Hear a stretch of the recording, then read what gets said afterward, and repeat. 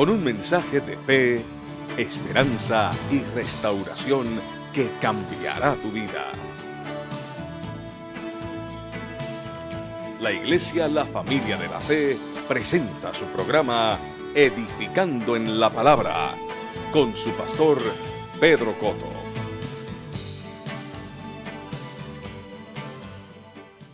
Dios. A Dios nada le sorprende. Lo único que maravilla a Dios es la fe de la gente. Porque es difícil encontrar gente con fe. A Dios le maravilla eso. Pero Dios todo lo sabe. Si no, no fuera omnisciente. Por un lado decimos que es omnisciente y por otro lado se dice que tiene que probarle a la gente para saber lo que hay en ellos. Algo que yo he aprendido en mi vida es que Dios me conoce a mí mejor que yo. Sabe hasta dónde yo puedo llegar, sabe hasta mis límites. Él conoce mi andar, Él conoce mi levantarme, mi acostarme, todo lo que yo hago. Nada de lo que yo hago está escondido de Dios. Ni nada de lo que usted hace está escondido de Dios. Dios lo conoce a usted más que a usted mismo. En una ocasión Pedro le dijo a Jesús que aunque todos le negaran, él no lo iba a negar. Y Jesús le dijo, antes de que cante el gallo me habrás negado 3 veces. Porque Jesús sabía lo que podía dar Jesús.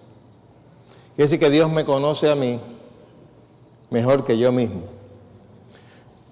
Pero cuando nosotros estudiamos las Escrituras, especialmente el Nuevo Testamento, tenemos que tener varias cosas en mente. Para usted darle una buena interpretación a la Biblia, usted tiene que saber el momento histórico por cual se dijeron las cosas, a quién se las dijeron y qué estaba pasando en el ambiente en ese momento, para usted poder comprender lo que se dijo. Porque si usted le va a dar una interpretación a la Biblia con una mente occidental, usted va a errar.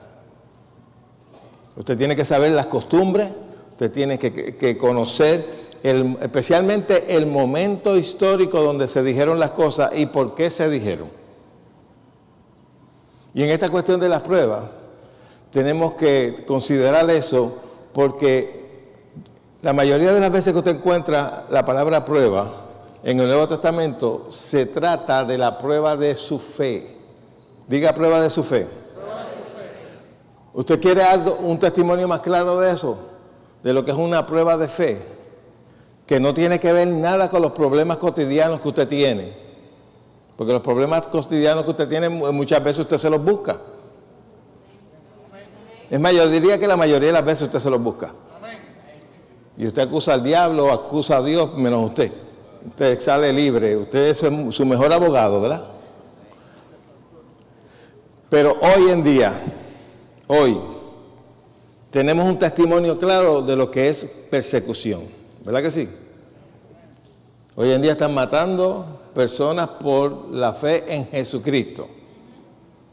Lo están degollando, lo están quemando iglesias juntamente con feligreses dentro. ¿Sí o no?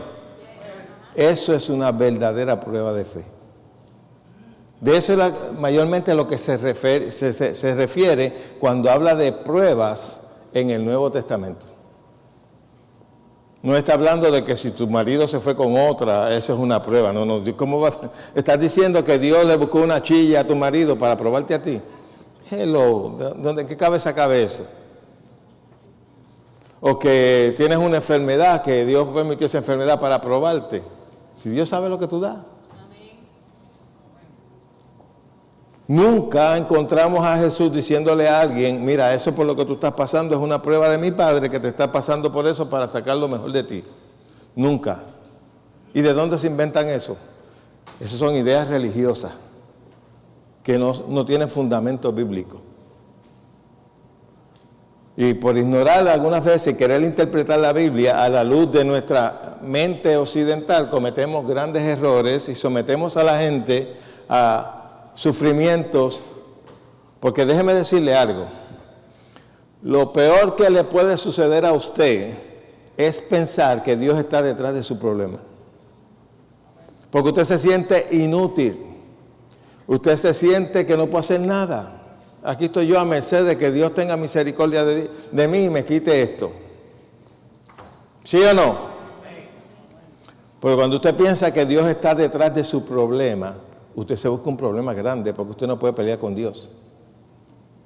Ahora, cuando usted conoce quién es su enemigo, quién es su adversario, que no es Dios, y usted conoce el poder que usted tiene de parte de Dios para ir en contra de ese enemigo, ya las cosas cambian. ¿Sí o no? Ya usted puede usar su fe para liberarse, ya usted puede usar su fe en contra del enemigo, para romper sus obras. Se supone que nosotros estemos haciendo lo mismo que Jesús hizo. Jesús vino para deshacer las obras del diablo y la iglesia está supuesta a hacer lo mismo. No estar sometida a las obras del diablo. Antes nosotros jugábamos en la escuela. Yo me sentaba detrás de la gente y le daba por la cabeza. Todavía lo hago. ¿Verdad que sí? Que de vez en cuando paso por ahí y le doy a alguien. Hoy no pude porque Chitri se sentó para adentro, pues si llega a ser le doy un cantazo. Pues yo solía darle a las personas y esconder la mano. Y esperar que esa persona acusara a otra que estuviese también detrás. Y yo escondía la mano. Y yo me imagino que el diablo hace lo mismo. El diablo te da por la cabeza, esconde la mano y espera que tú acuses a Dios. Y son muchos los cristianos que viven en esa ignorancia.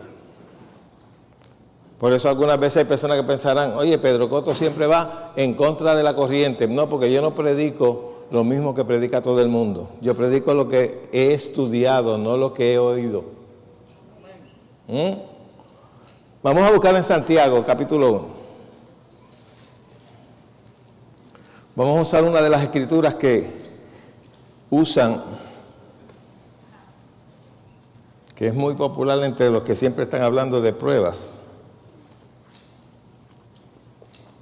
¿Me avisa cuando estemos ahí? Mire cómo empieza Santiago, el saludo de Santiago.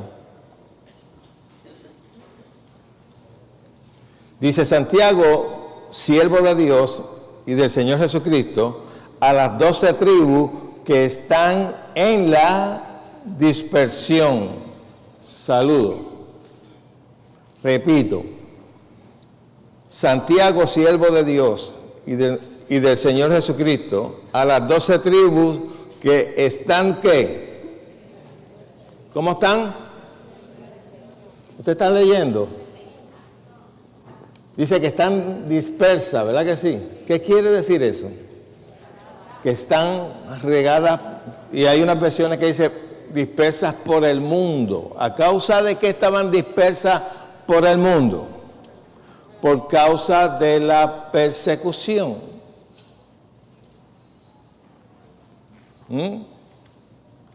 Usted se va a un momento histórico donde se escribieron estas cartas, la iglesia estaba siendo perseguida. Dicho sea de paso, Pablo era uno de los que perseguía a la iglesia para matarla. Y ellos tenían que estar huyendo. Llegó un momento en que ellos se tenían que reunir en las catacumbas, en cuevas, porque estaban siendo perseguidos a causa del nombre de Jesucristo. Como hoy en día, que los persiguen y para que nieguen a Cristo. Ayer mismo estaba viendo una persona que lo estaban apuntando con una pistola para dispararle y le estaban sugiriendo de que negara. Era musulmán y se convirtió al cristianismo y le estaban pidiendo que negara a Jesucristo y él prefirió morir. Eso es una verdadera persecución, eso es una verdadera prueba de fe, que te pongan una pistola al frente o niegas a Jesucristo o te vuelo la cabeza. Eso es una prueba de fe. Cada vez que a usted traten que usted niegue su fe, eso es una prueba. No un problema cotidiano que todo el mundo tiene. Te quedaste sin trabajo, ay, estoy pasando por una prueba. Mis hijos me salieron unos bandoleros, Dios me está probando. No, Dios no fue que causó que fueran bandoleros. Chequea a ver, a lo mejor no le diste una buena educación. Le dejaste hacer lo que le diera la gana desde pequeño. O ellos decidieron ser bandoleros. porque tampoco podemos creer que la culpa lo tienen los padres. Pero usted puede estar seguro de que no es Dios, porque Dios no es el autor del mal. Toda buena dádiva y todo don perfecto desciende de lo alto, del Padre de las luces. Amén. Los otros días me llamó una muchacha y me escribió, mejor dicho, y me dijo que sí, me preguntó que si el Dios del Antiguo Testamento es el mismo Dios de ahora. Yo le dije, claro que es el mismo, pero entonces ¿por qué él mandaba matar a la gente en el Antiguo Testamento, teniendo mandamiento de que no matarás? Yo vi que era sincera en lo que estaba preguntando, porque esa pregunta se la hace mucha gente. Que por qué Dios era tan severo en el pasado y ahora no. Una de las cosas que tenemos que comprender, que Dios tenía que defender su linaje. Dios tenía que defender a su pueblo. Dios tenía que defender su palabra. Porque en el pueblo de Israel, de ahí era que iba a venir ¿quién? Jesucristo. Y desde el principio, desde que Dios le dio la sentencia a Satanás, que de la simiente de la mujer iba a nacer alguien que le iba a tumbar su trono, que le iba a herir en la cabeza, que eso quiere decir su jerarquía. Toda aquella persona que hallaba gracia delante de Dios, Satanás, como no sabía quién verdaderamente era el Mesías, trataba de matarlo. Y trataba de perseguir al pueblo de Israel para que no se cumpliese la palabra dada por Dios. Y Dios tenía que defender su palabra. Y por eso es que algunas veces determinaba que cogieran a pueblos que no eran su pueblo y exterminaran con ellos. Porque representaban un obstáculo para que se cumpliese la palabra de Dios. Pero ya cumplida la palabra, ya no tiene que hacer eso. Porque el verbo ya se hizo carne y habitó entre nosotros. ¿Cuántos pueden entender eso? Por eso si los filisteos trataban de ir en contra del pueblo de Dios, Dios hacía algo y si tenía que eliminarlos, los eliminaba. Como yo le he estado enseñando a ustedes, nosotros en el pasado no éramos pueblo de Dios. Cuando usted lee el Antiguo Testamento, usted tiene que darse cuenta que muchas de las cosas que hay ahí no es para nosotros. Fueron dichas al pueblo de Dios, al pueblo que estaba compacto con Dios. Nosotros no pertenecíamos, nosotros éramos considerados incircuncisos. No éramos pueblo de Dios. Vinimos a ser pueblo de Dios cuando Jesucristo murió por nosotros y nos redimió. Nosotros nunca, a menos que no haya un judío aquí, pero nunca nosotros hemos pertenecido a la ley. Nunca estuvimos bajo la ley, porque la ley no fue dada para los puertorriqueños, ni para los dominicanos, ni para todos los que estén representados aquí, sino para los judíos. Por lo tanto, usted cuando lee el Antiguo Testamento, usted tiene que tener eso en mente, que muchas de las cosas que se dijeron no fueron para nosotros, fue para los judíos. Y Dios tenía que defender a los judíos, y todavía los defiende porque tienen promesa,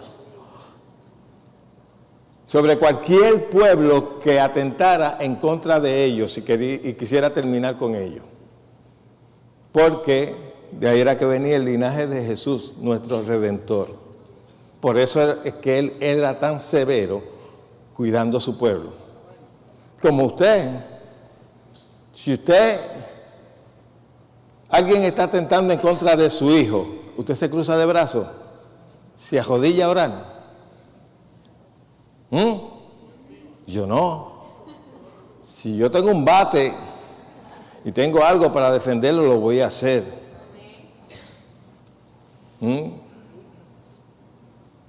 Porque esos son mis hijos. Y yo no voy a permitir que nadie le haga daño. Mi cristiandad no llega tan allá para poderme arrodillar. Ay, oh, Señor, gracias porque le van a tumbar la cabeza a mi hijo. No. Si yo puedo defenderlo, lo defiendo. Si alguien se le mete a su casa, ¿usted se va a arrodillar? A menos que no lo estén apuntando ahí con un revólver. Si usted puede hacer algo, lo hace. Está en su propiedad. Y no se crea que Dios se va a enojar por eso. Dice, va a estar defendiendo lo suyo. Cuando la palabra dice, especialmente en el Viejo Testamento, no matarás, esa palabra no matarás está incorrecta, es no cometerás homicidio, no asesinarás por asesinar. Porque el mismo que dijo no matarás mandó a ejércitos a matar a otros.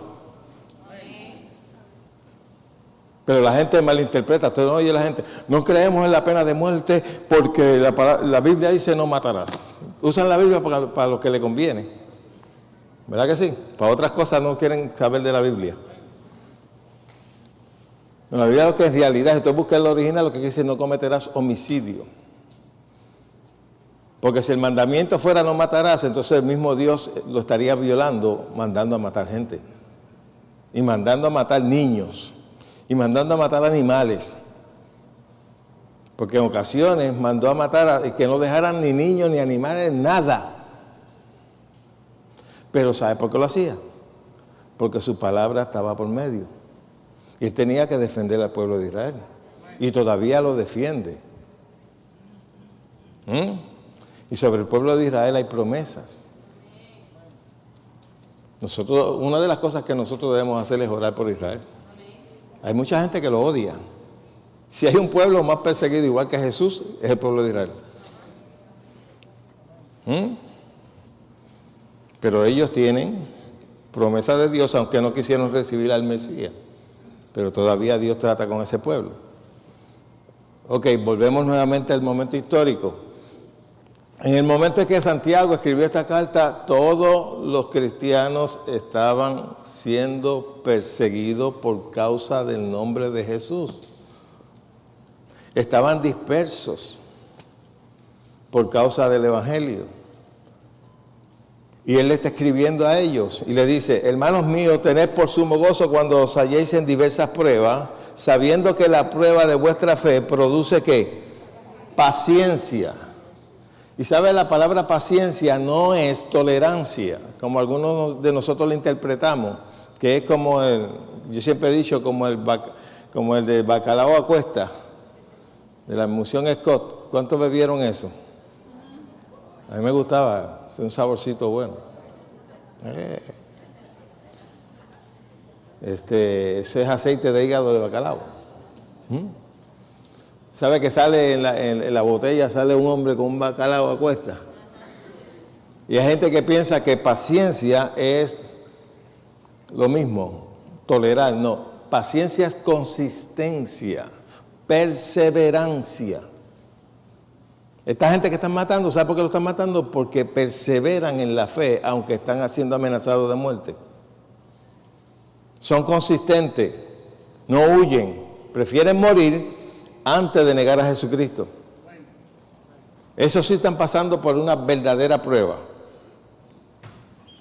No es lo que la gente acá en el occidente interpreta, cualquier bobería. Ay, se me dañó el carro, estoy pasando por una prueba. Ay, el hijo mío es un bandido, me estoy pasando por una prueba. No, eso no tiene que ver nada con prueba. Los mismos padecimientos que usted está pasando, lo pasa a la gente del mundo. ¿Quién lo está probando a ellos? Aunque muchos de ellos creen que es prueba, porque lo ha aprendido de la iglesia. Le nace un niño enfermo a alguien y rápido le dicen, ay, qué prueba Dios te ha mandado. ¿Sí o no? Usted lo oye por las noticias. Le matan un hijo a una persona, ay, qué prueba Dios te ha mandado. ¿Y quién dijo que era prueba de Dios? Si ni tan siquiera son cristianos. Hello.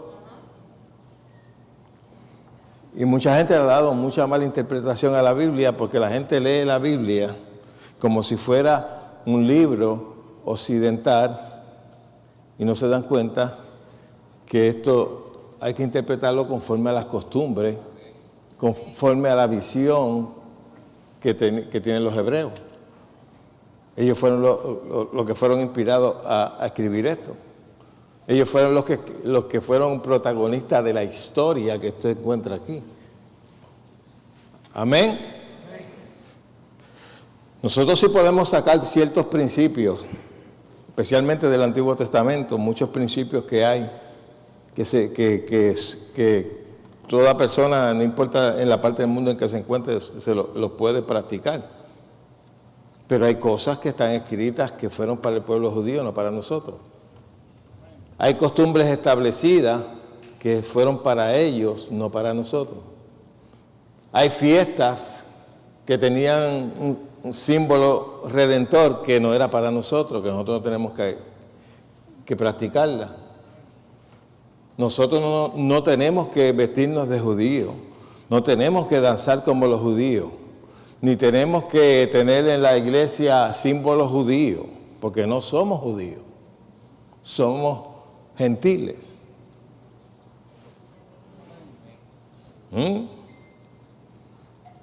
Por eso cuando Pedro quiso judaizar a los gentiles, Pablo tuvo que pararlo. En el libro de Gálatas casi lo insultó. Le dijo, no, tú no puedes judaizar a los occidentales. A ellos solamente se les ha prohibido tomar sangre de animal ahogado y varias boberitas, pero tú puedes tratar de que ellos vivan nuestras fiestas y nuestras leyes porque ellos no son judíos. ¿Cuántos pueden comprender eso? Hoy en día yo me río algunas veces iglesias occidentales tratando de ser judíos y usando símbolos, y algunas veces ponen en el altar el arca. Pero ¿para qué van a poner el arca si eso ya pasó? Nosotros no tenemos que ver nada con el tabernáculo. Vamos a dar la fiesta de los tabernáculos. Eso es de los judíos. Hello. Nosotros no necesitamos tener un arca. Porque el arca era un tipo de lo que había de suceder en el cielo cuando Jesucristo entrase con su propia sangre al lugar santísimo, no hecho de manos, para derramar su sangre para obtener una eterna redención por todos nosotros. El tabernáculo era una sombra de lo verdadero en el cielo. La palabra te lo dice bien claro, no con sangre de machos cabríos ni de becerro entró una vez y para siempre en el lugar santísimo, no hecho de mano. En el cielo Jesús entró con su propia sangre y obtuvo eterna redención. Un solo sacrificio. Ya no hay que hacer más sacrificio. Usted encuentra en estos días, que ahora va a entrar la Semana Santa, usted va a encontrar que en muchas partes del mundo, mucha gente va a empezar a hacer sacrificios. Sacrificios que le voy a decir una cosa y se lo digo bien claro. Son abominables a Dios porque cuando nosotros tratamos de añadirle algo al sacrificio de Jesús, estamos cayendo en una herejía. Nada de lo que nosotros podamos hacer nos podrá salvar. Nosotros somos salvos por gracia, por lo que Él hizo. Y usted va a encontrar que en estos días en las Filipinas se crucifican, en México andan de rodillas, largas distancias, y que para pagar un precio, para que la Virgen de Guadalupe los ayude. ¿Sí o no? En otros lugares se hieren corporalmente, hacen sacrificios corporales, y que para agradar a Dios, y que para purificar sus almas o limpiarse de iniquidades. Para toda esa gente en vano murió Cristo, porque están tratando de salvarse por las obras, no por la gracia de Dios.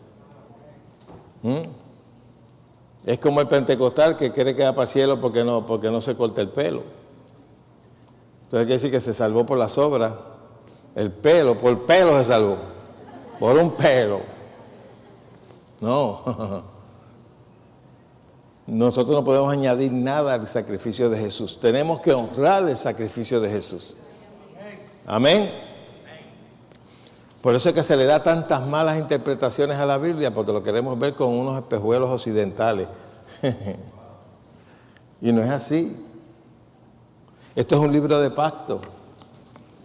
¿Ok? Y nosotros estamos en un nuevo, diga nuevo, nuevo pacto. Nunca pertenecimos al viejo pacto. Entramos en el nuevo. En el nuevo Jesús nos abrió las puertas para que nosotros pudiéramos ser pueblo. Antes no éramos pueblo. Éramos considerados gente incircuncisa, gente inmunda, gente no de pacto. Estábamos ajenos a todos los pactos. Pero ahora tenemos un nuevo pacto establecido por Jesucristo. Un pacto perpetuo que no depende de nosotros, porque nosotros no lo podemos violar, porque el pacto Dios lo hizo directamente con su Hijo. No volvió a hacer pacto con hombre. Porque el hombre siempre le falló. ¿Verdad? ¿No es verdad o no es verdad? Y Dios decidió, voy a hacer un pacto, un nuevo pacto, pero no con los hombres. Lo voy a hacer con mi Hijo. Y quien representa el nuevo pacto es Jesús. El precio del nuevo pacto fue su sangre. Esta es la sangre del nuevo pacto que por vosotros es derramada. Quien está ante la presencia del Padre es Jesucristo como abogado para que ese pacto permanezca, para que nos cubra a todos nosotros. En ese pacto nuestros pecados todos fueron borrados, no cubiertos como en el Viejo Testamento. En el Viejo Testamento, con la sangre de los machos cabríos y becerros, cubrían los pecados de la gente para que el juicio no cayera sobre ellos hasta que viniera el Mesías. Pero ya el Mesías vino. Y con su propia sangre entró en el lugar santísimo no hecho de mano, lugar santísimo en el cielo. Y allí, en el propiciatorio del cielo, derramó su sangre. Luego bajó a la tierra, se le presentó a sus discípulos y a Tomás, que Tomás tenía que ver para creer, le dijo, toca y ve que un fantasma, un espíritu, no tiene carne y hueso. Pero no mencionó sangre, porque su sangre la había dejado derramada en el lugar santísimo en el cielo. Por eso le dijo a María, no me toques, porque todavía no he subido al Padre. No me toques, porque una vez al año el sacerdote terrenal entraba al lugar santísimo y él primero, antes de entrar ahí, tenía que purificarse, hacerse unos ritos para ser purificado, para poder entrar a ese sitio. Y cuando él hacía esos ritos y se lavaba en el lavacro y todo, nadie podía tocarlo porque lo contaminaba. Hasta que él entraba a ese lugar santísimo con sangre de animales. El animal era nuestro sustituto. El animal tomaba el lugar nuestro. Nosotros éramos los que teníamos que morir, pero el animal tomaba, y digo nuestro pensando en la humanidad, no estoy pensando que yo era judío para ese tiempo, güey. Yo no había nacido. Pero el animal tomaba el lugar del ser humano y derramaba su sangre. En la sangre está la vida del animal. Una vida tenía que ser ofrecida por causa del pecado de la humanidad. Porque la paga del pecado es ¿qué? Y eso tenía que ser tenía que llevarse a cabo. Alguien tenía que morir. Y Dios, mientras tanto, pues aceptó la sangre de los becerros y de los machos cabríos. Pero ¿qué pasa? Que la sangre de los becerros y los machos cabríos no podía borrar el pecado, solamente cubrirlos. Pero la diferencia de Jesucristo es que la sangre de Jesucristo nos limpió de todo pecado. Sacó el pecado del medio y creó en nosotros una nueva conciencia y una justificación eterna. Por eso tú y yo podemos hoy decir que somos justos, no por mis obras, sino por por la obra de Jesús. Amén. Hemos sido justificados porque no hay pecado que nos condene, porque los pecados nuestros han sido borrados. Si yo le borro todos los pecados, usted que es buen matemático, ¿cuántos le quedan? Ninguno. Tenemos que aprender a vivir con esa conciencia. Ah, pero hermano, usted no sabe que todavía fallamos. Sí, fallamos y pecamos, sí, y pedimos perdón y seguimos para adelante. Amén. No permitimos que el diablo nos condene. Porque la palabra te lo dice bien claro, que si alguno peca, pecado tiene para con el Padre. Jesucristo, ¿quién? El justo. Y que confiesa su pecado, le serán perdonados. Amén. Hay algunos que piensan y dicen, bueno, pero eso es una licencia para pecar. No es una licencia para pecar. Una persona que tenga la naturaleza de Dios, que haya nacido de nuevo, no puede vivir pecando a menos que no cauterice su conciencia o a menos que no haya nacido de nuevo. Cuando un cristiano que persiste en pecar y pecar es porque no ha nacido de nuevo. Aunque venga a la iglesia, cualquiera puede venir a la iglesia y venir a la iglesia como ir a un club de leones, como pertenecer a una logia. Hay gente que tú le preguntas, ¿por qué tú vas a la iglesia? Ay, porque allí me siento más bien, allí tengo amistades. No es por Jesucristo.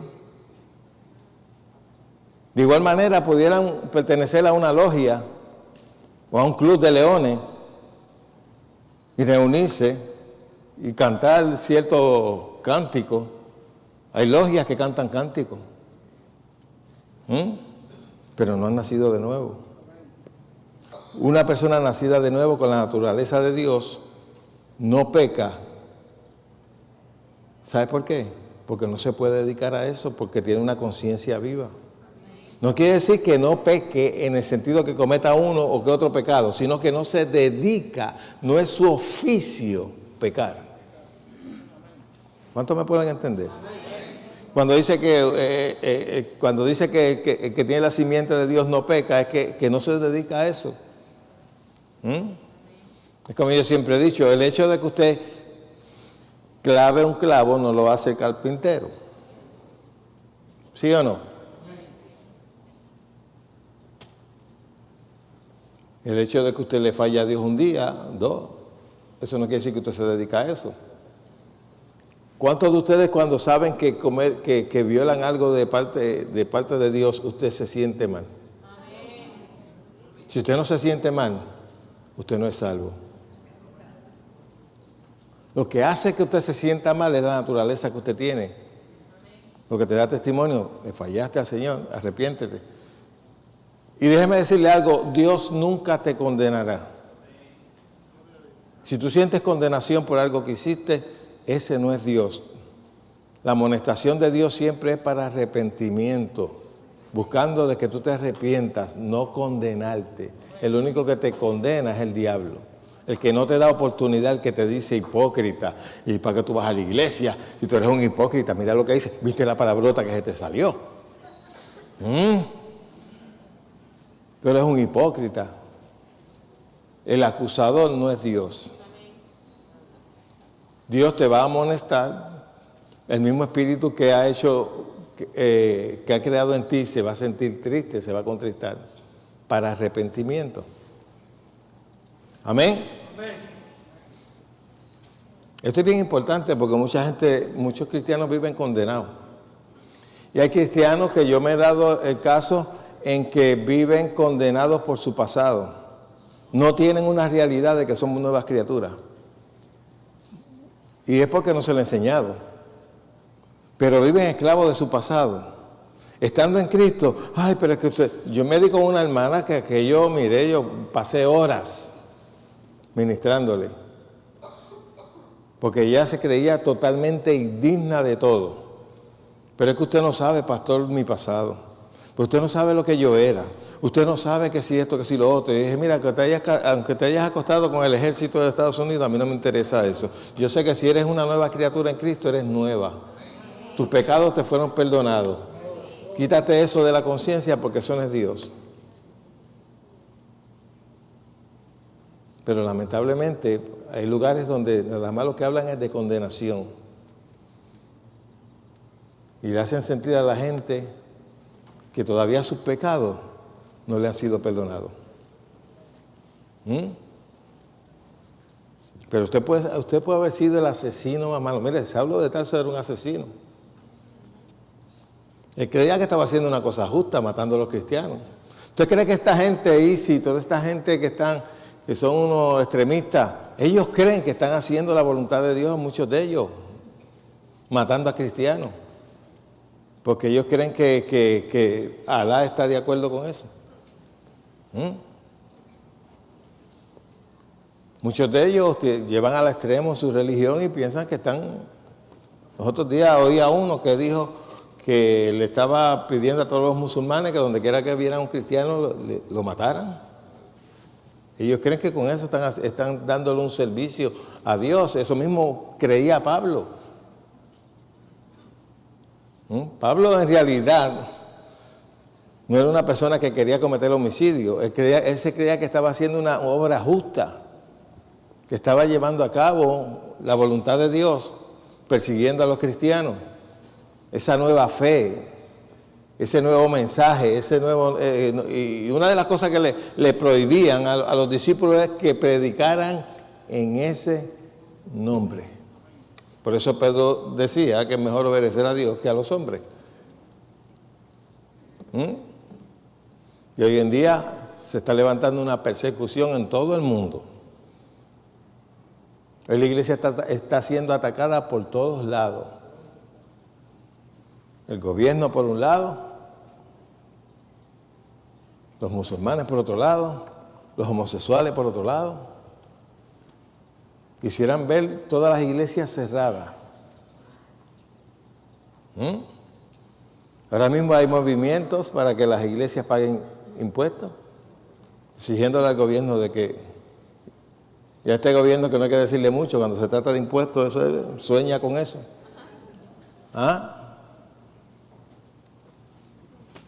Persecución por todos lados.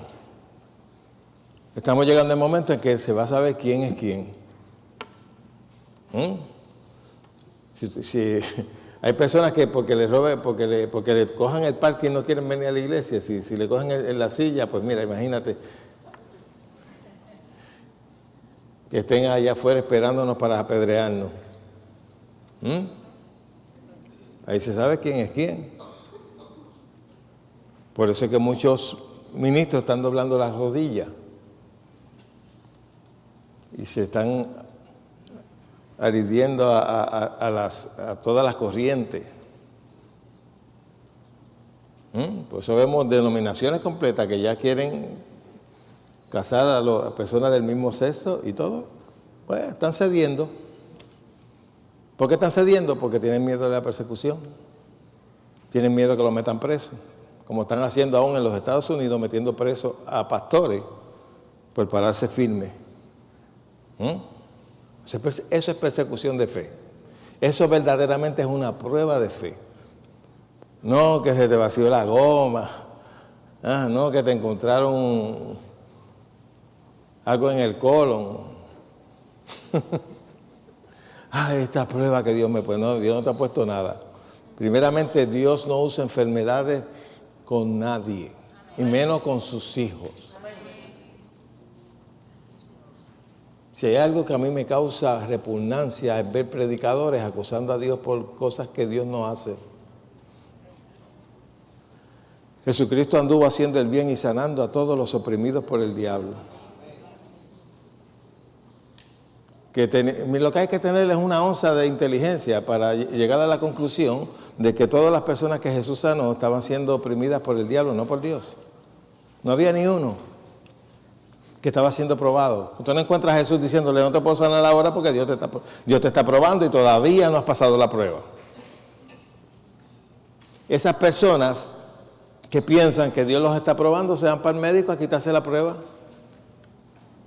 ¿En qué quedamos? Quédate ahí hasta que recibas un milagro. Si las pruebas son buenas para crecimiento, para desarrollo, para moldear nuestro carácter, Pues miren, esta mañana vamos a orar para que todos ustedes caigan en prueba, porque yo quiero que crezcan. Yo quiero que moldeen su carácter. ¿Cuántos quieren someterse a eso? Porque esa es la hipocresía del religioso. Y no se dan cuenta. No se dan cuenta. Porque la religión como que te duerme. Y en ciertos casos como, perdónenme lo que voy a decir, en ciertos casos como que te embrutece. ¿Sí? No te deja pensar. Nada más si usted usando la lógica, eso que Dios le ha dado a usted, de la capacidad de pensar, usted puede llegar a la conclusión, pero yo no le veo la tostada a eso.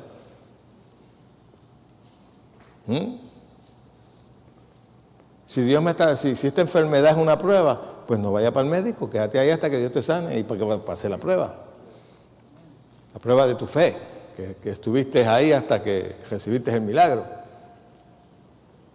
No me vaya a malinterpretar, ir al médico no es malo. Si usted vaya a donde tenga que ir. Amén. Menos un espiritista. Ni a un brujo, ni nada de eso. Pero la gente dice que las pruebas son buenas. Yo he ido a predicarlo, ¿verdad? Cuando yo oigo eso en la radio, lo pago. Prefiero, y esto no le gusta a Miriam que yo lo diga, prefiero oír una salsa que oír a un predicador diciendo y acusando a Dios por lo que Dios no ha hecho. Me hace menos daño la salsa que oír a un predicador diciendo disparate. Cuando usted le enseña que detrás de su problema está Dios con un propósito, usted se inutiliza. Su fe no puede ser efectiva, porque ¿cómo usted va a aplicar su fe en contra de la voluntad de Dios? ¿Cuántos pueden entender? Y llegar a la conclusión que llegó Job. Dios dio y Dios quitó. Porque él pensaba que todo lo que descendía del cielo era de Dios. Cuando el fuego cayó sobre los hijos, vino uno de sus sirvientes y le dijo, mira, fuego de Dios cayó del cielo. No fue fuego de Dios, fue fuego del diablo. El diablo fue el que salió en contra de Job. Dios tenía una buena opinión de Job. Dios dijo que Job era un varón perfecto y temeroso de él. Esa era la opinión de Dios. Quien tenía otra opinión era el diablo. No, él es así porque tú lo tienes bien. Y el diablo fue el que salió en contra de Job. Pero hermano, entonces, pero Dios lo permitió porque tenía que permitirlo. Porque Job estaba en las manos del diablo. Job no era, aunque tenía cierta protección de parte de Dios, Job vivía en temor, en miedo. Él mismo lo dijo, lo que yo temía me ha acontecido. Cuando usted opera en temor, usted le abre las puertas al diablo para que venga en contra de usted. Porque así como Dios opera, cuando usted tiene fe, usted mueve los recursos de Dios a su favor. Cuando usted tiene miedo, usted abre las puertas que Satanás venga en contra de usted.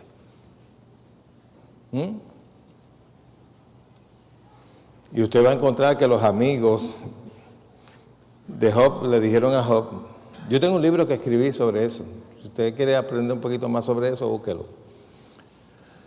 Le dijeron a Job, Dios hace la llaga y la cura. Y hay gente que toma eso como que es palabra de Dios. Déjeme decirle algo. La Biblia. Aquí usted va a encontrar palabra de hombre. Aquí usted va a encontrar palabra de Dios. Y aquí usted va a encontrar palabra del diablo. Aquí el diablo habla.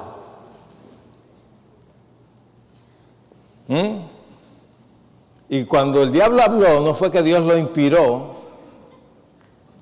Dios inspiró que el relato se fuese escrito para nuestro provecho. Muchas de las cosas que están aquí escritas fueron inspiradas por Dios, de que fueran escritas para nuestro provecho, pero no todo lo que se dice aquí fue Dios inspirándolo. ¿Me están entendiendo? Aquí habla el hombre. Pablo dijo, en una ocasión digo yo, no el Señor. Eso tienes que tenerlo en mente también cuando estudias la Escritura. ¿Quién está hablando? ¿Bajo qué circunstancia? Los amigos de Job estaban acusando a Dios y Dios no tenía que ver nada con lo que le estaba pasando a Job. El diablo vino en contra de Job porque el diablo era el único que estaba poniendo en tela de juicio la fidelidad de Job a Dios.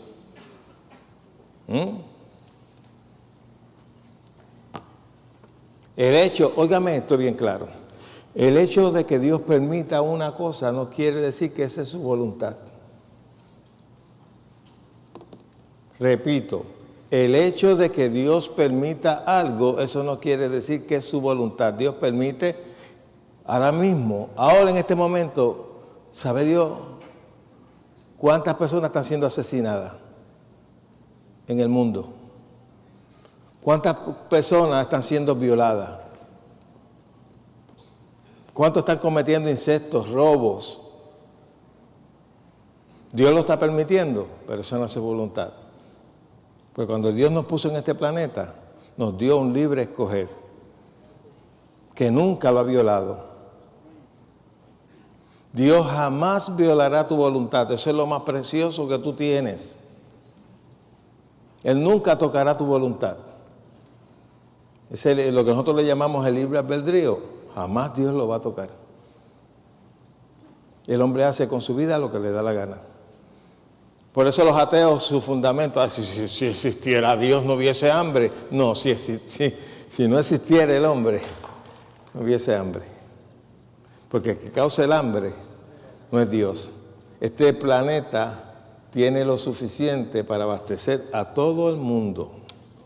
¿Sí o no? Amén. ¿Quiénes son los que acaparan para el hombre? Si Dios existiera no hubiese guerra. No, los que se meten en guerra son los hombres. Dios no los manda a pelear. Ellos se meten en guerra por voluntad propia. ¿Sí o no? En este mundo no hay escasez. Hay alimento suficiente para todo el mundo, para comer bien. ¿Usted sabe por qué hay que todos los días ya alcanza la misma fastidieta económica de Puerto Rico?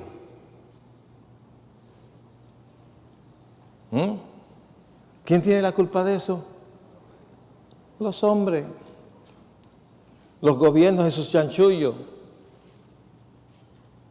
¿Sí o no? Todo lo que se roban. Ninguno de ellos está dispuesto a bajarse el sueldo,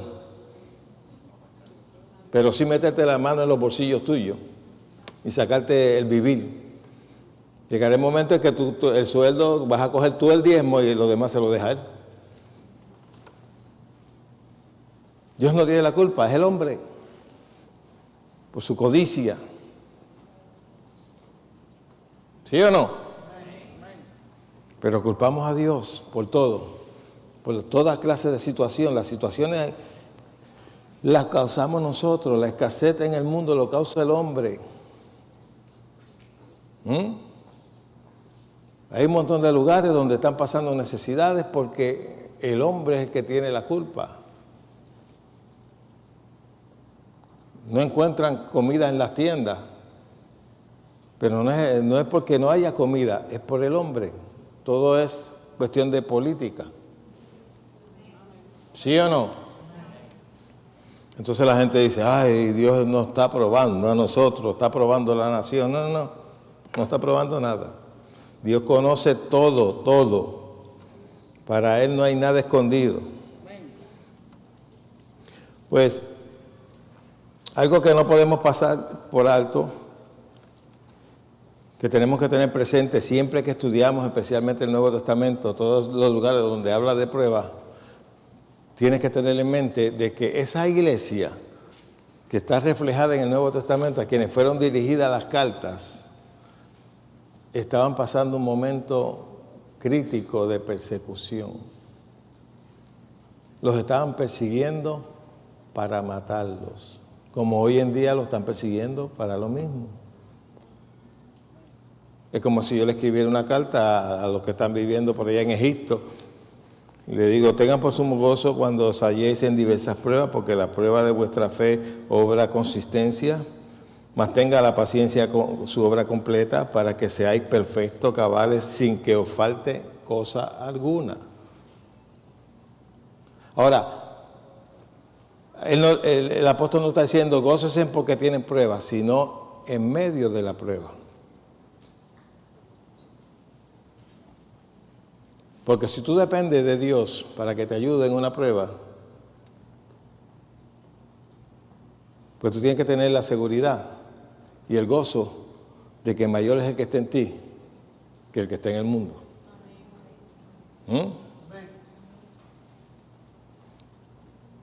Y la prueba de tu fe, lo que va a producir en ti, o que cedas o te mantengas firme. Una de las dos cosas. O niegas a Cristo o das tu vida por Él. Eso no te va a hacer más salvo,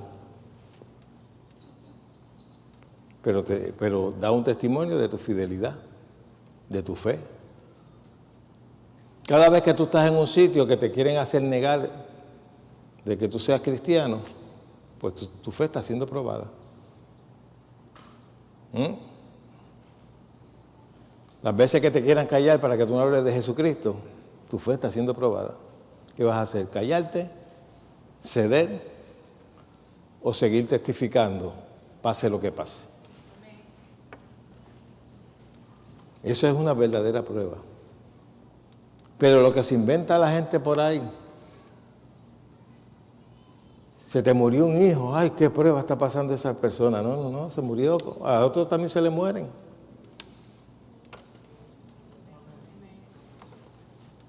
Te murió el esposo, la esposa, el abuelo. Mira, todos los de allá afuera también se le mueren. Eso es ley de vida. ¿Sí o no? Pero rápido sale alguien diciéndole, ay, que la hermanita está pasando por una prueba. No, la hermanita está pasando por un sufrimiento, pero no es una prueba de Dios. El problema es cuando la gente dice que es prueba de Dios. Acusan a Dios por algo que Dios no tiene que ver. Cuando yo recibí esta enseñanza, para mí fue una liberación extraordinaria. Porque yo cuando comencé en el Evangelio, pues tuve ciertas situaciones donde en la iglesia donde yo comencé me hicieron creer que eso era parte de que Dios me estaba puliendo. Y dije, pero ¿cómo es esto? Yo no puedo comprender esto, ¿cómo Dios me está haciendo esto? Y como eso era lo que me enseñaban, eso causaba en mí un sufrimiento. Pensar de que Dios estaba detrás de eso. Y que yo me sentía impotente sin poder hacer nada, porque si esa era la voluntad de Dios, ¿quién va a pelear contra Dios? Eso mismo decía Job, si él fuera hombre para contender conmigo cara a cara. Hay gente que usan a Job como ejemplo. Mire, Job no andaba alabando a Dios, como muchos creen. Muchos creen que no, tenemos que hacer como Job. Job dijo, Dios dio y Dios quitó, sea Dios glorificado. Eso lo dijo una vez, pero lee el libro completo, tú vas a que mire, la primera persona que habló sobre el aborto fue Job. Que se deseó la muerte fue Job. Que deseó que Dios fuera hombre como él para contender cara a cara. Job. Se pasó todo el tiempo quejando. Maldijo las rodillas que le vieron nacer. Maldijo el día en que nació. No crean que le estaba, aleluya, gracias Señor porque me está pasando, gracias. Mira qué bueno, es mentira. Lee el libro. No se deje ya por lo que oye. Si no lea mi libro que yo escribí, La verdad de Job. Se pasó todo el tiempo quejando. Los amigos, en vez de venir a consolarlo, empezaron a acusar a Dios. La mujer fue usada por el mismo Satanás. Oiga, Las mujeres siempre, y voy a decir algo bueno. ¿Viste cómo protestaron? Tú ves, no me dejan terminar. Yo iba a decir que las mujeres siempre son buenas. He doblado mi rodilla ante ustedes. Bueno, ¿quién era el que insistía de que Job, que Job era fiel a Dios por lo que él le daba y por su protección? ¿Quién era? ¿Qué fue lo que el diablo le dijo? Quítale todo lo que tiene para que tú veas cómo te maldice. Lo que Job buscaba era que, mejor dicho, lo que el diablo buscaba era que Job maldijera a Dios y nunca lo pudo lograr. Él se maldijo a sí mismo, se quejó, dijo magallo parta, yo no sé si lo dijo o no, algo parecido a que traducido aquí al occidental, pero nunca maldijo a Dios. ¿Y sabes qué? En un momento Satanás usó a la mujer para decirle, mira, maldice a Dios y muérete y no fastidies más, déjate estar ahí jascándote y quejándote. En ese momento, la hermanita Jova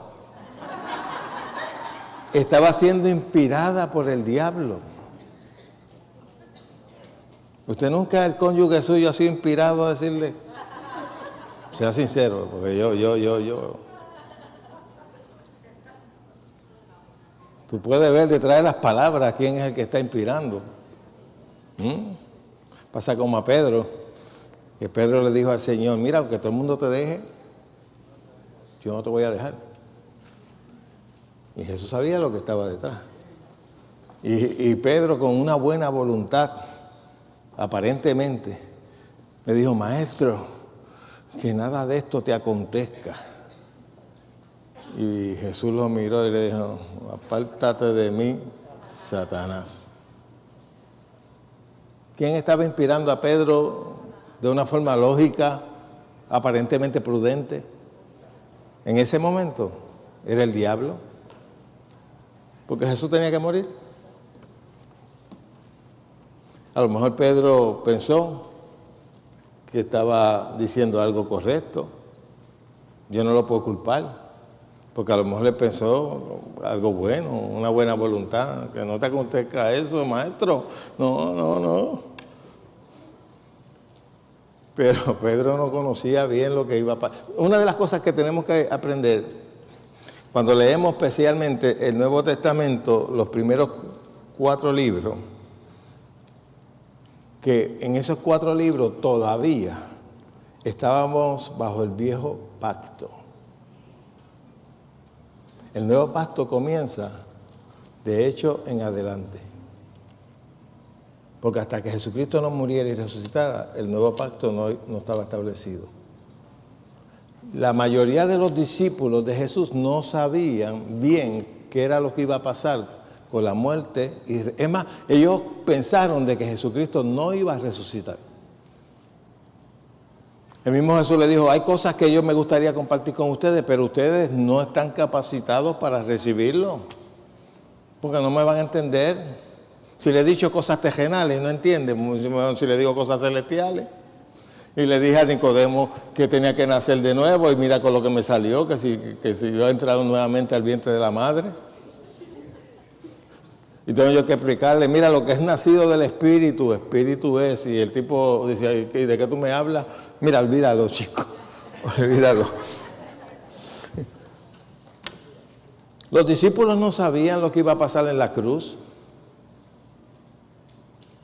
Ellos lo que vieron fue, me mataron al Mesías, la esperanza que teníamos la mataron. Bueno, pues mira, ya mataron a Jesús, vamos otra vez a pescar porque tenemos que buscárnosla. Eso no fue que hicieron, eso fue lo que hicieron. Pedro dijo, pues mira, voy a sacudir otra vez las redes, pues me voy a dedicar otra vez a esto, ya se nos fue el hombre. A quien teníamos la esperanza. Judas creía que Jesús era un revolucionario que iba a crear un grupo con los celotes. Y todo. Él era celote, era revolucionario, era izquierdista, como algunos por ahí. Y él pensaba que él iba tal vez a desarrollar un ejército en contra de los romanos, los iba a liberar. Eso era lo que tal vez pensaba Judas. Pero la liberación que Jesús vino no tenía que ver nada con lo físico, sino con lo espiritual. Pero él no se lo podía explicar porque no lo podían entender. Eran personas muertos espiritualmente. Necesitaban recibir una nueva creación, una nueva criatura, para que el Espíritu los guiara a toda verdad. Y eso sucedió cuando Jesucristo nos resucitó juntamente con Él. ¿Cuántos aquí resucitaron juntamente con Cristo? Todos aquellos que han recibido a Jesús fueron resucitados juntamente con Cristo y sentados en lugares celestiales, en una nueva posición. Todavía, Jesús, cuando estuvo aquí en la tierra, cumplió con la ley, se sometió a la ley. Él no vino a violarla, vino a cumplirla. Y en Marcos, Lucas y todos esos relatos, cuando Jesús anduvo aquí en la tierra, estaba bajo la ley. La ley llegó hasta su muerte y resurrección. Hasta ahí llegó. Ahí entró el nuevo pacto de la gracia. Si venimos a ver, el Nuevo Testamento comienza, si venimos a ver, comienza en Hechos. No es Marcos, no es Lucas, no es Juan. Todavía ahí estábamos bajo la ley. Jesús cumplió la ley. Jesús no la violó. Él fue la única persona que pudo cumplirla, porque los seres humanos no podían cumplirla. La cumplió para librarnos de ella. Tú y yo no estamos bajo ley. Si la gente trata de salvarse por los medios de la ley, en vana es la muerte de Cristo para ellos. En vano murió Cristo para ellos. Porque ninguno de nosotros, por medio de las obras, podemos salvarnos. Ninguno. Y el que quiera guardar la ley tiene que guardarla completa, no puede dejar un acento afuera. Y eso es imposible. Y mucho menos para gente que estaban muertas espiritualmente. Tú y yo no estamos muertos espiritualmente. Otra de las cosas que tenemos que comprender, mire, usted es un hijo de Dios. Usted no es siervo de Dios. Usted puede ser siervo de Dios, de servirle a Dios en ciertas cosas, pero más que eso, ya usted es un hijo. Tú sabes que nadie fue hijo hasta que Jesús vino. Abraham no era hijo de Dios, era siervo de Dios. Moisés era siervo de Dios, no era hijo. Nosotros venimos a ser hijos cuando recibimos a Jesús. A los suyos vino, los suyos no le recibieron. Pero a aquellos que le recibieron le dio potestad de ser hechos hijos de Dios. No todo el mundo es hijo de Dios. Usted oye los noticieros y oye afuera y en estos días, todos somos hijos de Dios. No, aquellos que les recibieron son hijos de Dios. Los que no les recibieron no son hijos de Dios. Son creación de Dios, pero no son hijos de Dios. Somos hijos por medio de Jesucristo. Él es nuestro hermano mayor. El primogénito de entre los muertos. Estuvimos enseñando el jueves la identificación con Cristo.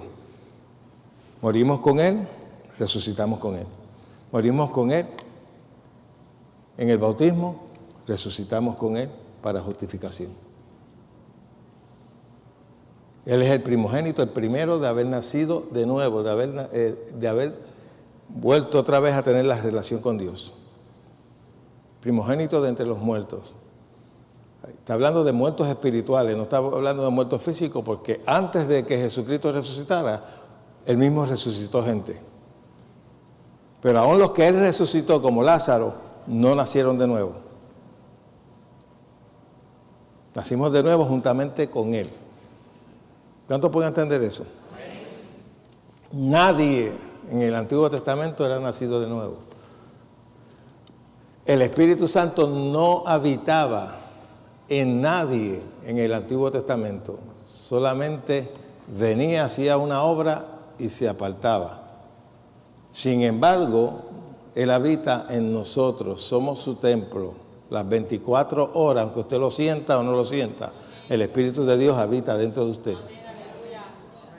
Por eso la Escritura te lo dice bien claro. A mí me gusta mucho ese verso que dice: si el Espíritu de aquel que levantó a Jesucristo de entre los muertos mora en vosotros, el que levantó a Jesucristo de entre los muertos vivificará vuestros cuerpos mortales por el Espíritu que ha hecho morar en ustedes.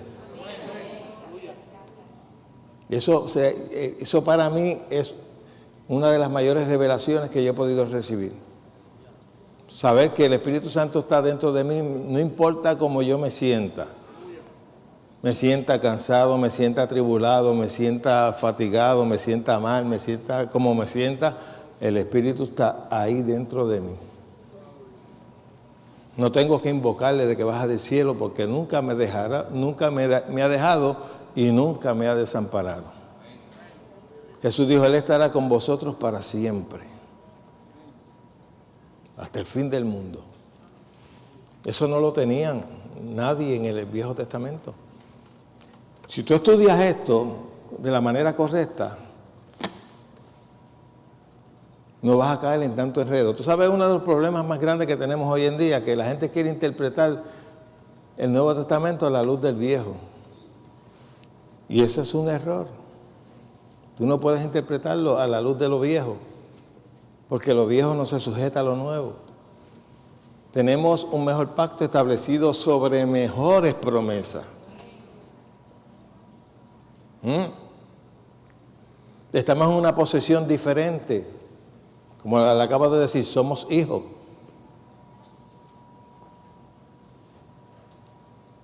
Y eso es bueno saberlo. Y se lo acuerdas al diablo: no te metas conmigo. Yo soy un hijo de Dios, del creador del universo. Y si no, pregúntale a my brother: ¿quién es tu hermano? Jesús. Él no se avergüenza en llamarnos a nosotros hermanos, pues no te avergüences tú de llamarle hermano a él. Ese es mi hermano. Esto debe ser más real para ti que tus hermanos físicos, que tu familia física. Dicho sea de paso, nosotros nos amamos como familia y todo, pero cuando tú salgas de ese cuerpo, no va a haber ese mismo afecto que tienes ahora. ¿Sabías eso? No va a haber ese afecto filial como lo tienes ahora. En el cielo no hay pareja. Eso es lo único que no me gusta. Los que están solteros todavía dicen: chicos, no me digas eso, no me acuerdes de eso, caballero. Mira que... Pero allí no vas a tener el afici ese de tener como algunas que tienen...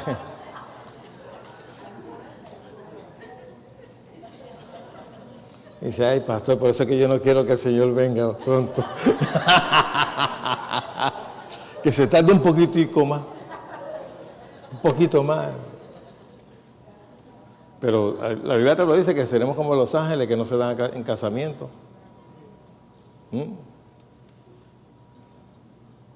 Tú vas a reconocer a tus familiares, pero no va a haber ese sentimiento filial que había aquí abajo. Es distinto. Allí lo único que va a reinar es el amor agape de Dios. Amén. De hecho, no te sientas mal, porque no vas a sufrir nada en cuanto a eso.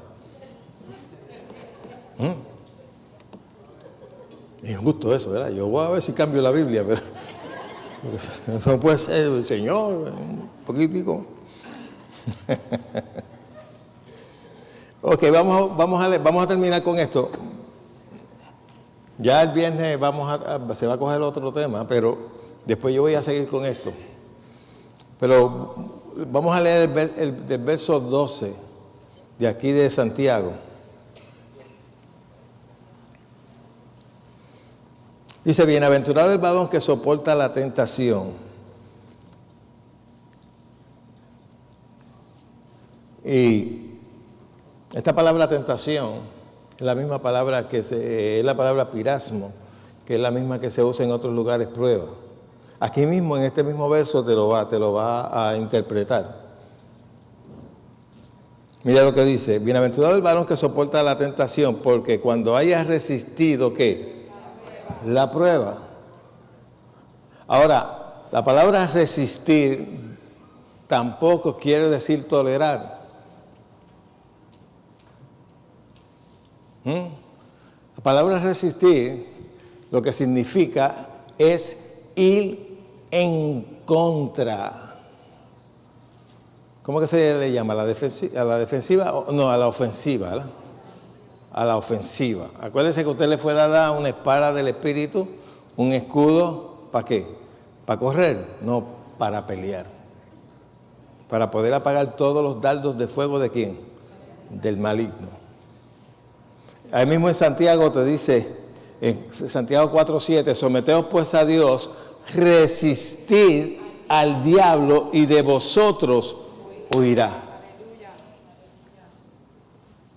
No te está diciendo resistir al diablo, que échatelo en el hombro, a caballito. ¿Ah? No, es que vayas en contra. Uno de los problemas más grandes que tienen muchos cristianos es que no van en contra de las acechanzas del diablo. No usan la espada, aunque algunos lo que tienen es un corta uña. ¿Qué quiere decir eso? Cuando tú usas la palabra en contra de lo que el diablo te está diciendo, de lo que el diablo te está maquinando. Se supone que nosotros peleemos de esa manera. Con el escudo apagamos sus dardos, sus argumentos, y con la espada de que es la palabra, vamos en contra de él. Y le resistimos. Y cuando le resistimos, entonces que huye de nosotros. Si no le resistimos, no huye. Se te trepa encima y te da cocotazo. Y déjame decirte algo, eso está bajo tu potestad, no bajo la potestad de Dios. Eso es lo que Dios espera de usted. Pelea. No lo mandes a Él. Él te dice, yo te he dado las herramientas, pelea, usa mi palabra. Si no pelea, yo no puedo hacer nada.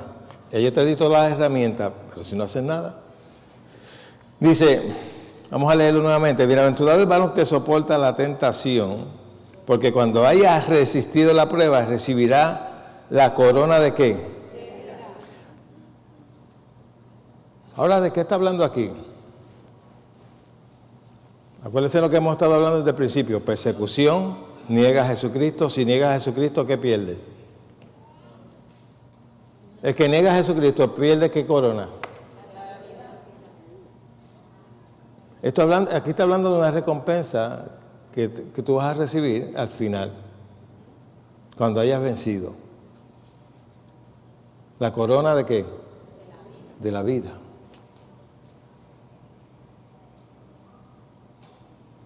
Por eso es que si hacemos un estudio bien sobre esto, vamos a encontrar que ellos se están refiriendo a la persecución que ellos están recibiendo, no a los problemas que se busca la gente, no a las cosas cotidianas, que lo mismo le suceden a cristianos y no cristianos. Amén. Dice, vamos a leerlo nuevamente, bienaventurado el varón que soporta la tentación. Y también tiene que ver con soportar la tentación de negar a Cristo. Porque cuando te tienen una pistola en la cabeza, tú te vas a ver tentado en decir, está bien, lo niego. Alá, Alá.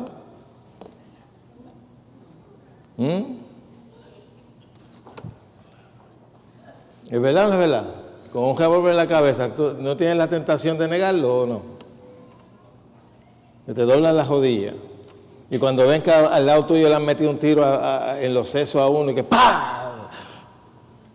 Mire, mi hermano, no necesita... Y si la sangre huele mal, estoy herido.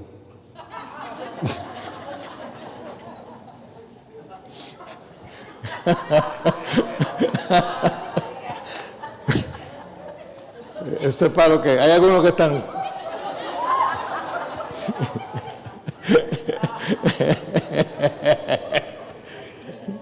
Sí, ese es un chiste que decían allá afuera. Si la sangre huele mal, estoy herido.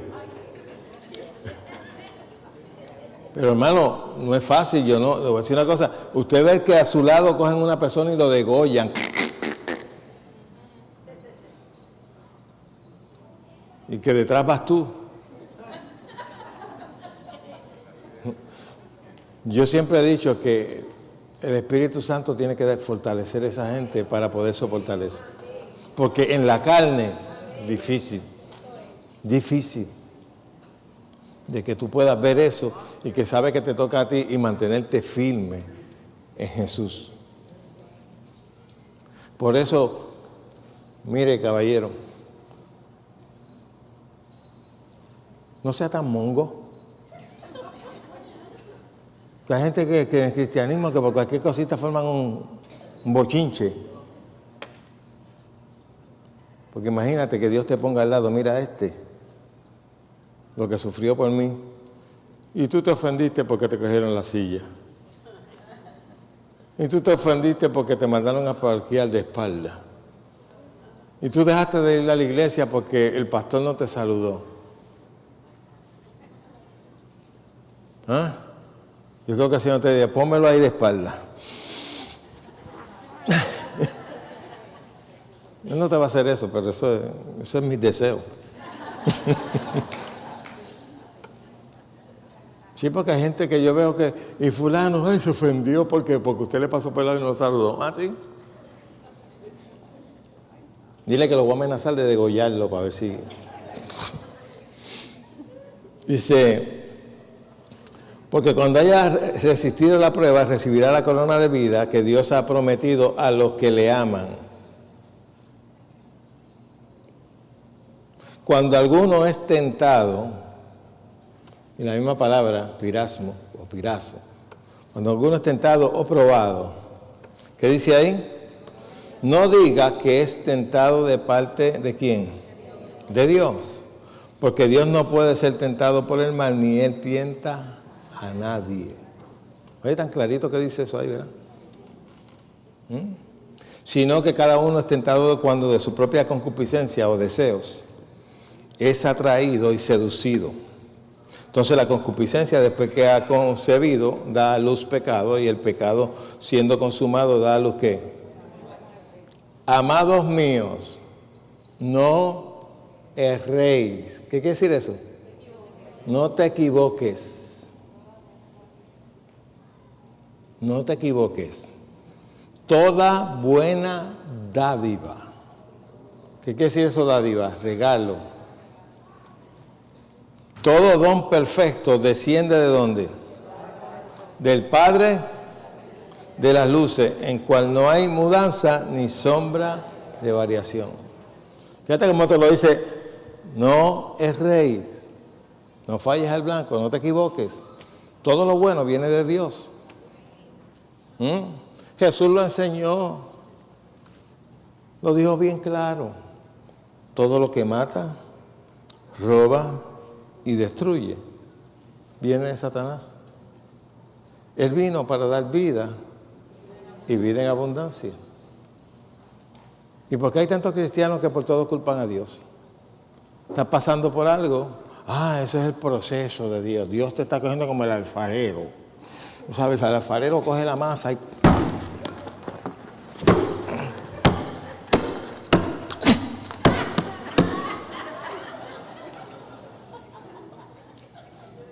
Si yo vi una estampa de esa, unas manos cogiendo un barro así apretándolo.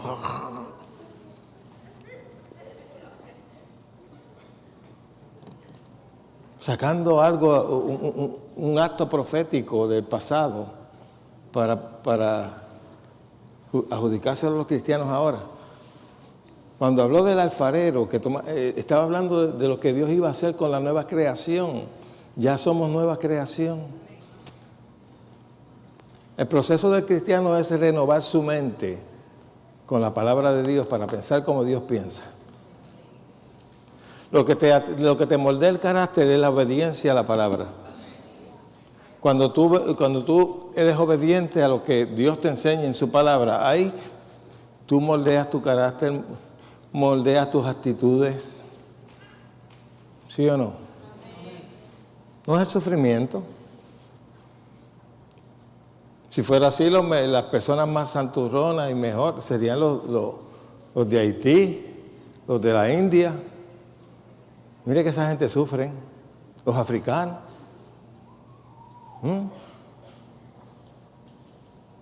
Si el sufrimiento fuera la escuela de la iglesia, ha llegado el momento, amados hermanos, de que yo voy a orar por todos ustedes para que les venga sufrimiento, para que crezcan. ¿Cuántos quieren pasar al frente para que yo ore por usted? Hermano, ¿usted quiere un sufrimiento? Un dolor de barriga. Un dolor del colon. ¿Verdad que no? Eso nada más cabe en mente religiosa. Si las pruebas fueran la escuela, pues no vamos a orar para que la gente salga de problemas. Vamos a orar para que vengan problemas. Para que crezcan. Para que se desarrollen. Para que tengan mejor carácter. A esta negrita le hace falta una prueba grande.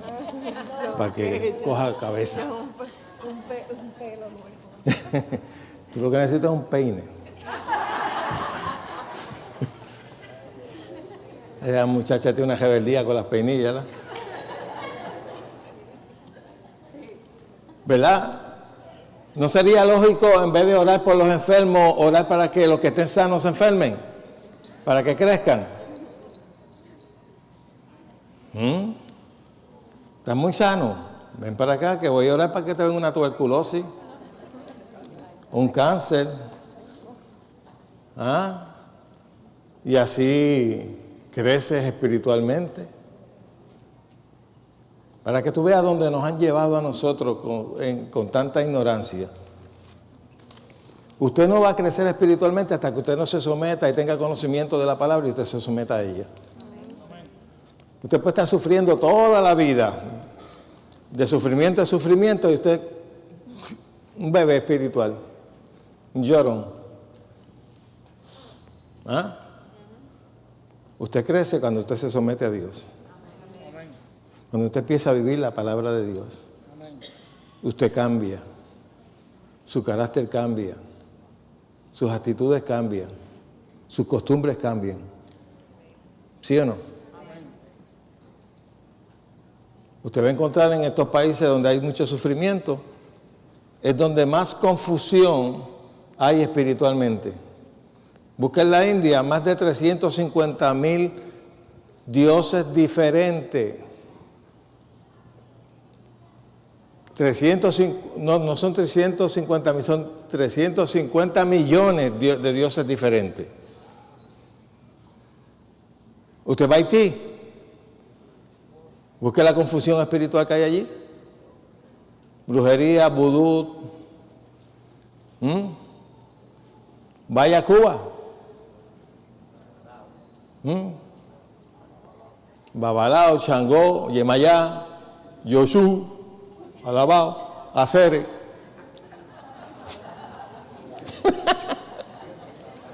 Donde más confusión espiritual hay.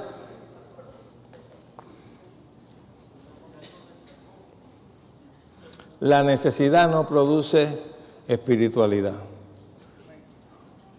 La enfermedad no produce espiritualidad.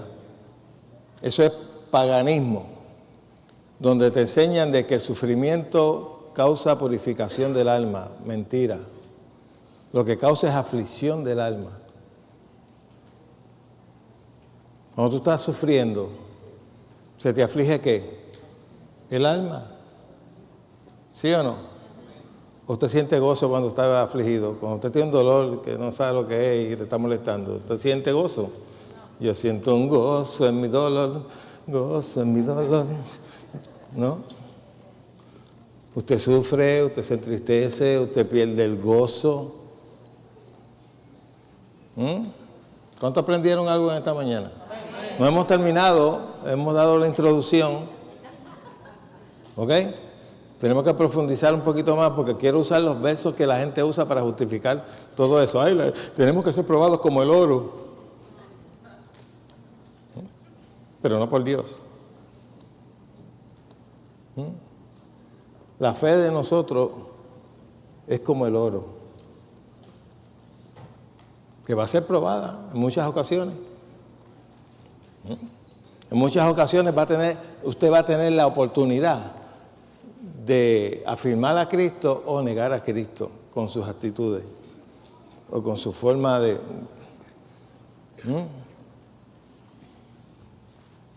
Cada vez que usted se abochorna de Jesús y usted no quiere dar testimonio de lo que usted es, su fe está siendo probada.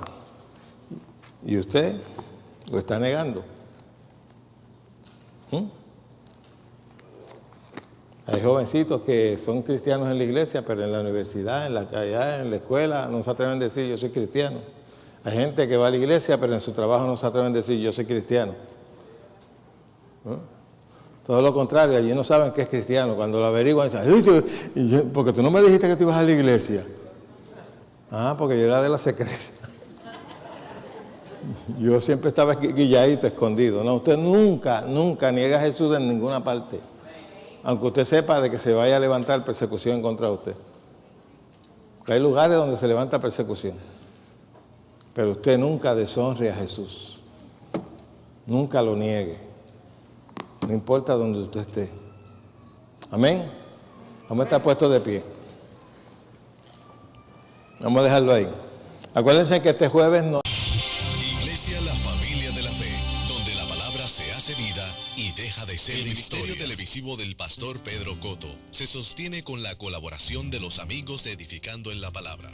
Hazte amigo de Edificando en la Palabra hoy con tu ofrenda mensual a nuestro ministerio. Así nos ayudarás a predicar la palabra de Dios a los confines de la tierra. Llámanos ahora al 787-786-9065 o escríbanos al P.O. Box 9323, Bayamón, Puerto Rico 00960. Con tu ayuda, muchos serán edificados con la palabra de Dios, predicada por el pastor Pedro Cotto. Dios te recompensará ricamente. Esperamos tu llamada. Nuestra iglesia está localizada en la carretera 861, kilómetro 2.0, Bayamón, Puerto Rico. Nuestros servicios son: martes oración a las 7:30 de la noche, jueves estudio de la palabra a las 7:30 de la noche y domingos a las 9:30 de la mañana, servicio general.